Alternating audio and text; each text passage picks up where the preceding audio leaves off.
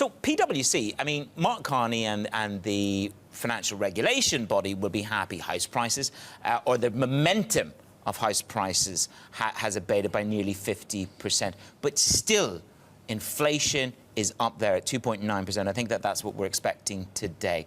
Where are you in the balance of risks for the Bank of England and the amount of dissent? Can it grow?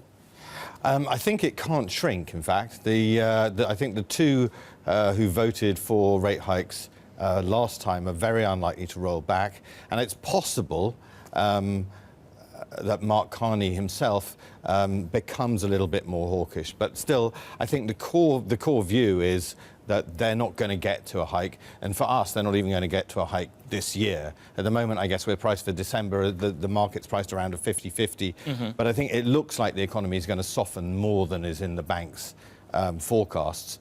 So given that what Carney has said is that if growth delivers, then perhaps they can raise rates again. If growth isn't going to deliver, then they're not going to raise rates. So our call is they're definitely not going to go. But I think there's a 13-14% chance priced in for the next meeting, so it's not zero. And for the end of the year, as I say, about 50-50. But August isn't live from your perspective. No, it shouldn't be. Shouldn't be. And do you see Carney as somebody who's flip-flopped on this, or do you think actually, in one conversation he was saying what he thought would happen, in another conversation he was saying, if I'm wrong about my growth estimates, then we could need to raise rates? I think the problem is where rates are, right? The problem was the rate cut and the QE response to the Brexit vote. I think the truth of it is the mandate of the Bank of England is very clear. The mandate is inflation. It's not growth.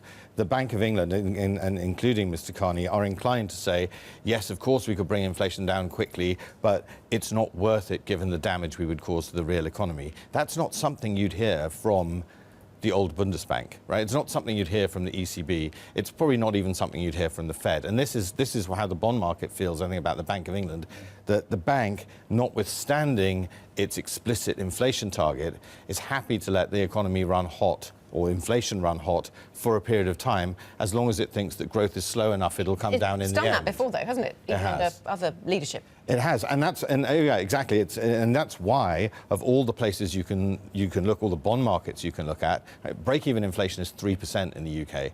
Real yields, which is kind of a way of buying insurance against inflation, is minus 1.5% in 10 years. Right? This is a market which believes that the Bank of England is happy, on the whole, to let inflation run too high.